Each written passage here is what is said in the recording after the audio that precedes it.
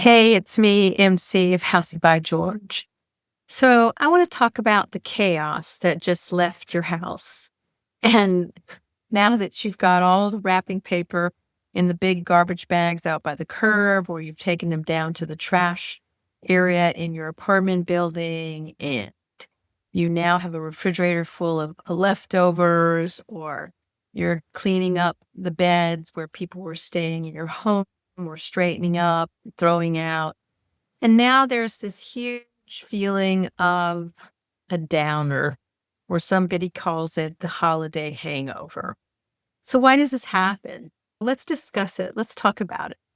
So, think about subscribing. This is me, MC of Healthy by George. I come each week to talk about issues that help us manage our health and well being so that we can be functional well into our 80s and 90s. And let's face it, mindset is a big thing. So please think about subscribing and push that button and share. I would love to see you here each week. So, why am I bringing up the holiday hangover that nobody really talks about? I think a lot of it has to do with as you get older, what happened when you were younger is that you were the driving factor. It was your children, it was your house, it was you setting up as the gift provider or the home with lots of lights. There was lots of activity. But as you get older, like myself, the activity is really much slower. So you're attending a family function where there's lots of children and family and gift sharing and wonderful activities. And it's very focused and intense, and it can be chaotic and it can be overwhelming, and our routines are turned upside down, and it seems like a whirlwind, but it's fun and exciting, and it's got lots of food and good conversations, and it feels so loving and connected. I think that's how wonderful the holidays can be for us. But right afterwards, there's this big dip. It really drops.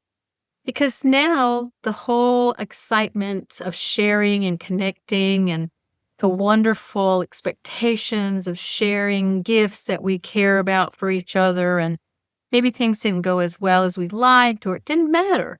Maybe it was just a wonderful opportunity to connect with family and friends and travel to see them. And now we're coming back to our quiet home that doesn't have all that activity. It doesn't have the wonderful expectations of connectedness. And so we're feeling that there is a kind of a dump or a post-holiday blues. We feel like there's somehow something's missing, or our lives are not as excited. I know for me, it's been a challenge, but actually what I like about it is I'm an introvert. I like to have time alone. I think some people prefer not to, but I do. I really enjoy a time that is with myself. But I also, too, look forward to doing things with people. And so the holidays is a wonderful opportunity for that to happen. We have an excuse to make ourselves more available and to share and to give and be present and to overeat and overindulge. And it just feels so full.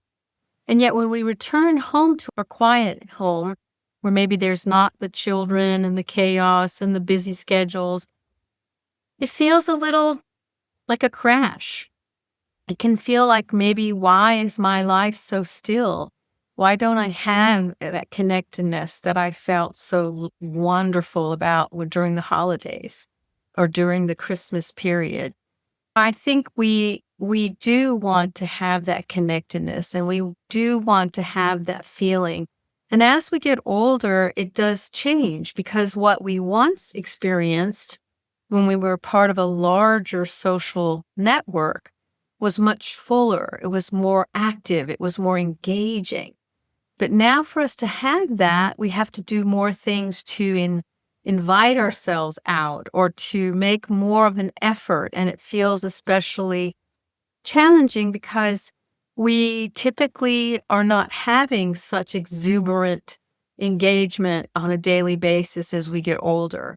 Our social networks are getting smaller. Or if you're like me, I had the loss of a loved one that happened 10 years ago when my husband passed. And so it's always a little bit wistful during the December time because that's when he died.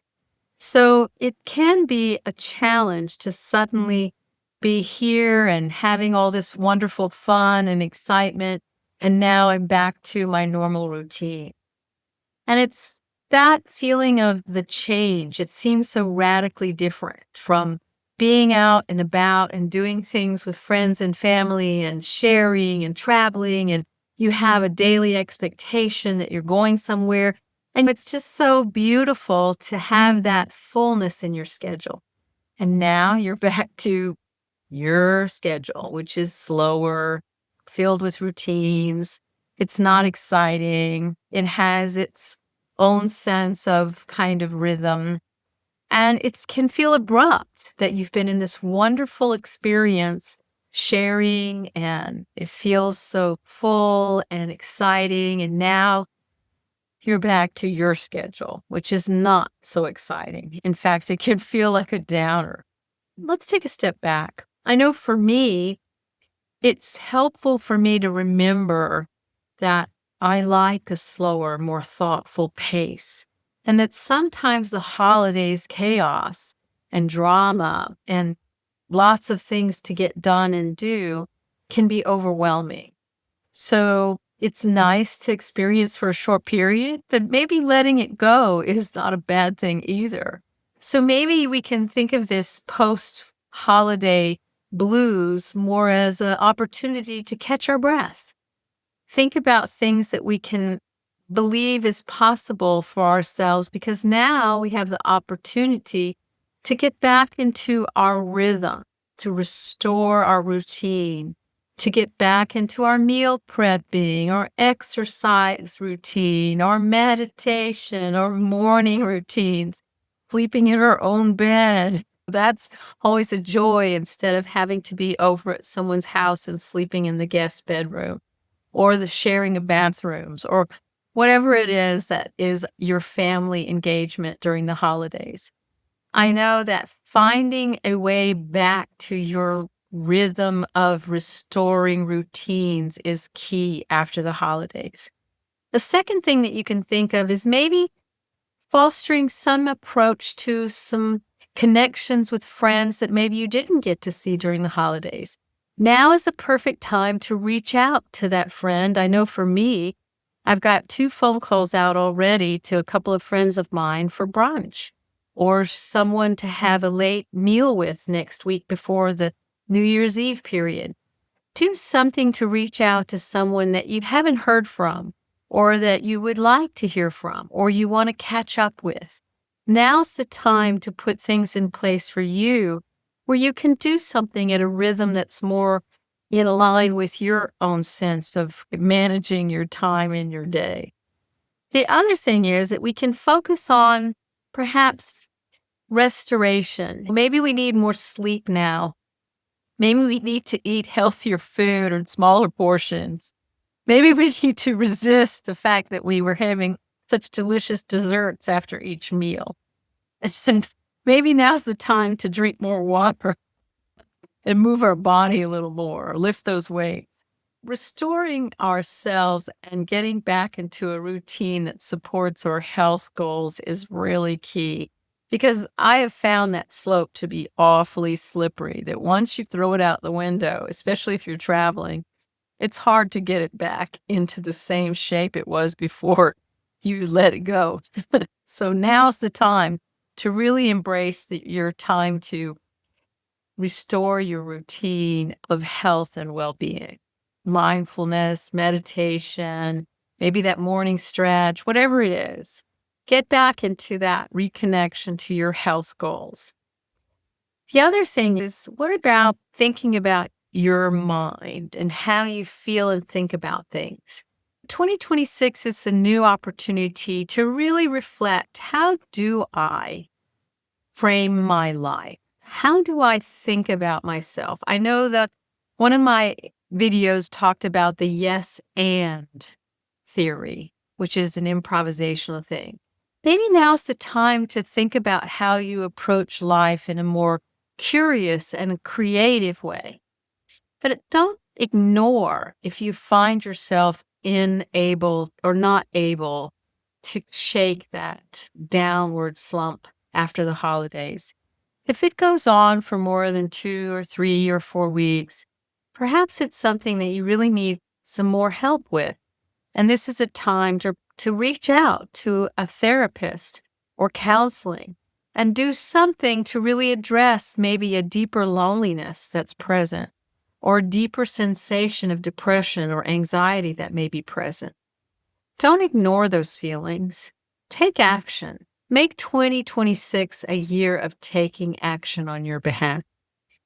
So, as you approach this time that's right after the holidays and right before New Year's Eve, give yourself a moment to really reflect and think about, how am I going to approach myself in the New Year's, and how am I going to frame the things that occurred during this holiday period? Am I going to think of them as a loneliness? Or am I really going to just enjoy the fact that I had a marvelous time with friends and family, of sharing great food and memories and laughter, and that it was just a wonderful, joyful experience? Maybe now's a time to start a journaling process for you so that you can really, truly get in touch with those things that are deeply meaningful for you as a person and that you can have as a reflection. I know I've been a journaler for years, and I was looking back at some of the journals I wrote in 1998, which were truly fun to read. So perhaps now's a time to start a new activity that's going to help you connect deeper to who you are as a person. Because the more that we can live in the moment, in the present moment, and be with ourselves fully and be present to ourselves and to others, we're going to have a much more fulfilling life experience when we can give ourselves up to the very moment that we're breathing in. So be well, my friends. Please think about subscribing. I would love to see you here and hear how you're going to reconnect with yourself this year after the holidays and how you're going to think about 2026. Let's all reflect and reframe and restore and reconnect.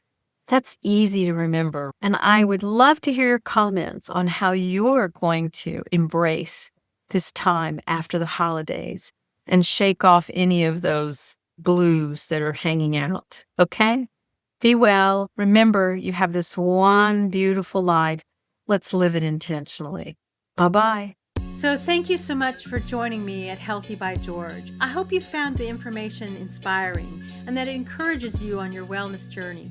Because remember, your body, your well-being are a most precious gift, and every tiny action taken daily can make a huge difference.